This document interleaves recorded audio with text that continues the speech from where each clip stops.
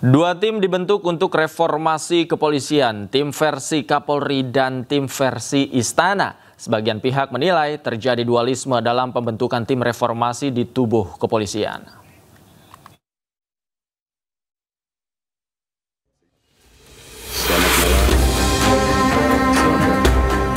Tidak lama setelah Presiden Prabowo Subianto menyetujui reformasi di tubuh kepolisian, mendadak Kapolri Jenderal Sigit Listio Prabowo mengumumkan telah membentuk tim transformasi dan reformasi kepolisian. Berisi 52 perwira tinggi, tim ini dibentuk untuk mengevaluasi seluruh program Polri. Apa sih paling mendesak untuk dilakukan? Kita terus melakukan upaya transformasi dan reformasi untuk perbaikan. Artinya Polri selalu terbuka terhadap evaluasi, masukan dari luar untuk terus melakukan perbaikan bagi institusi baik dalam kegiatan-kegiatan kita maupun juga hal-hal yang diharapkan oleh masyarakat. Di sisi lain, Istana juga telah menyiapkan nama untuk bentuk tim reformasi Polri.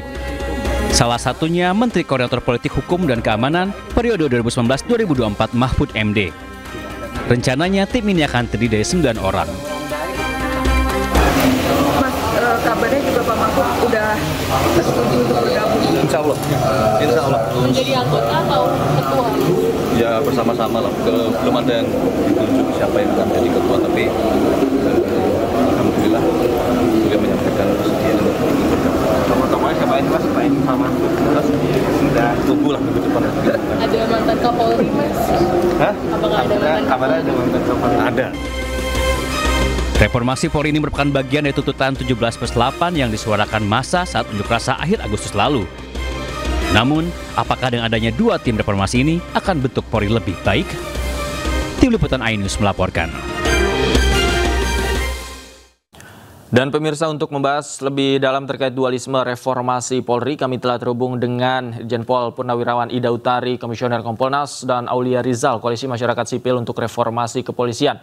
Selamat malam, Ibu Ida. Mas Rizal, apa kabar?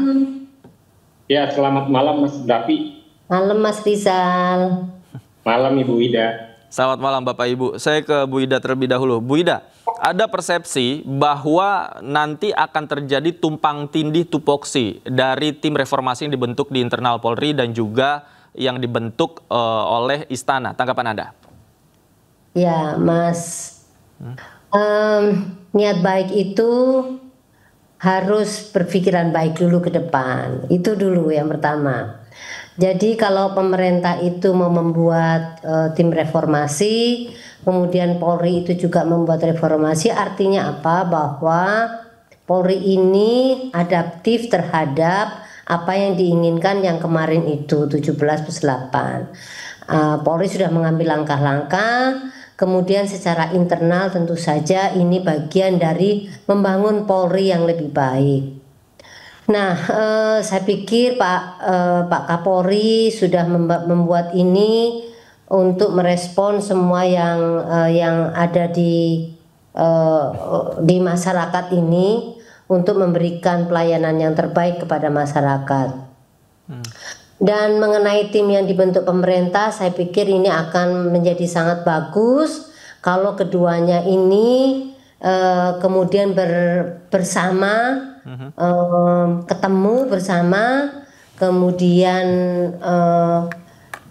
menyajikan apa yang diinginkan, kemudian Polri apa yang diinginkan, maka akan ketemu dan ini akan semakin membuat satu ibaratnya jalan mobil ini akan semakin baik. Saya pikir itu niat baiknya dulu yang harus kita respon. Baik, saya ke Mas Rizal. Mas Rizal, Anda optimis dua tim ini bisa berjalan saling melengkapi? Ya, Mas Dapi, ada 4 hal atau 4 catatan yang perlu saya sampaikan soal respon Kapolri atau institusi polisi ini yang juga ya membentuk secara simultan ketika Presiden mau membentuk tim reformasi atau Komisi Reformasi Polri ini. Pertama yang harus diingat bahwa Polri, Kepolisian Negara Republik Indonesia itu secara konstitusional adalah alat negara.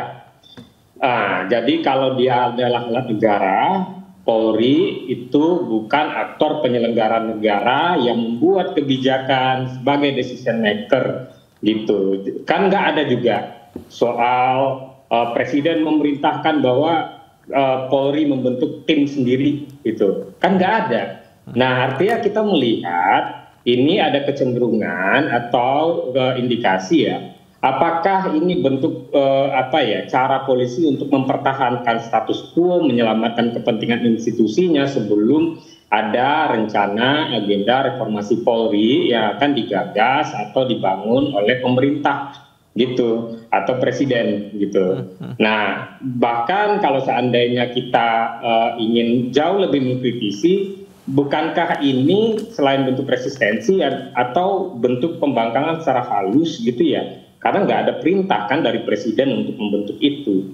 Nah, dualisme ini yang itu catatan satu baru, Mas. Baik. Nah, catatan kedua yang perlu dipahami dalam hukum secara asas ya, itu kan ada asas namanya nemo judex in causa sua gitu. Apa artinya? Tidak ada orang yang boleh mengadili, mengevaluasi dirinya sendiri. Itu asas untuk agar dalam konsepsi negara hukum tidak ada benturan atau konflik kepentingan gitu. Kalau polisi lagi yang melakukan reformasi ya ada konflik kepentingan itu. Nah, baik. Oke, ditahan dulu Mas Rizal. Saya ke Bu Ida. Bu Ida, betulkah ini bentuk pembangkangan karena tidak ada mandat secara langsung dari Presiden untuk Polri membentuk tim transformasi sendiri? Ya, begini. Saya pikir tidak ada sejarahnya Polri itu membangkang terhadap pemerintah, tidak ada. Jadi saya sebagai salah satu komisioner Kompolnas yang mengawasi kepolisian negara Republik Indonesia, termasuk kinerjanya ini, saya pikir ini harus dikritisi dengan baik. Artinya melihat sesuatunya itu dengan positif. Kan kita maunya baik. Itu kita maunya baik. Nah, bahkan kami pada saat sprint itu turun, kami juga langsung mengkritisi, loh, kok nggak ada poluannya yang masuk di dalam tim? Maka itu bagian dari kami. Saya pikir dalam sejarah tidak ada Polri itu membangkang terhadap pemerintah. Karena apa? Negara ini harus dibangun dari semua unsur yang untuk memajukan negeri ini. Jadi itu saja saya berpikirnya, dan kami akan selalu siap untuk mengawasi Polri, dan selama ini sudah kita lakukan, bahkan lebih keras dari sebelumnya itu. Oke, Bu Ida, kemudian apa jaminannya tim reformasi Polri bentukan sendiri ini akan dijalankan secara transparan, kemudian diragukan juga karena tidak melibatkan masyarakat sipil, tokoh-tokoh dari luar kepolisian? Begini, kalau sejauh yang kami pahami, Kapolri juga melibatkan eksternal, yaitu teman-teman dari masyarakat sipil untuk melakukan reformasi itu.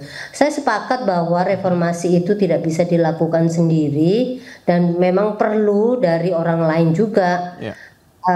Artinya ini goodwill dari kepolisian untuk mau mentransformasikan reformasi ini. Jadi ada goodwillnya. Kemudian masyarakat sipil silakan saja mengkritisi, selama ini toh Polri juga terbuka. Bahkan kami kalau ngomong keras pun kepada ke Polri, mereka mau menerima. Baik, Mas Rizal, tanggapan Anda? Iya, jadi kan kalau kita melihat ya, selain nggak ada arahan dari kan harusnya kepolisian itu menyerahkan dan mempercayakan kepada pemerintah untuk membentuk tim independen, tim yang efektif untuk bisa menjalankan agenda reformasi kepolisian. Karena sebetulnya reformasi kepolisian itu secara konstitusional itu kan menjadi tanggung jawab dari pemerintah dan DPR. Karena itu yang selama ini kita kritik kan, karena nggak ada political will, tidak ada kemauan politik dari pemerintah dan DPR untuk melaksanakan, untuk menjalankan, untuk melanjutkan agenda-agenda reformasi kepolisian. Makanya situasi kepolisian seperti yang kita lihat dan rasakan oleh banyak orang sekarang, begitu. Oke, kemudian bagaimana ini akan berjalan dalam prediksi Anda ketika nanti juga tim bentukan pemerintah sudah dibentuk, bagaimana kemudian tupoksinya? Iya, saya juga nggak tahu ya. Kalau kita lihat misalnya di dalam surat perintah Kapolri ya, yang tanggal 17 September awalnya, yang kemudian yang seperti yang diinformasikan oleh Bu Ida udah memasukkan komposisi yang relatif ada representasi gender perempuan itu kan nggak jelas sebetulnya maksudnya seperti apa. Dibentuk secara substansi dalam surat perintah itu ada anggota-anggota, ada ada soal harus menjalankan transformasi dan reformasi kepolisian seperti apa, begitu kan nggak dijelaskan, nggak dideskripsikan atau dinarasikan secara jelas sehingga kita tahu sebetulnya apa agenda yang mau diusung oleh kepolisian, begitu. Oke, baik. Nanti kita lihat akan seperti apa tim reformasi bentukan pemerintah dan seperti apa implementasi pekerjaan transformasi di tubuh Polri-nya seperti apa. Terima kasih Mas Rizal sudah bergabung bersama kami. Bu Ida juga terima kasih banyak sudah bergabung bersama kami. Selamat malam Bapak Ibu, sehat selalu. Malam Mas Rizal.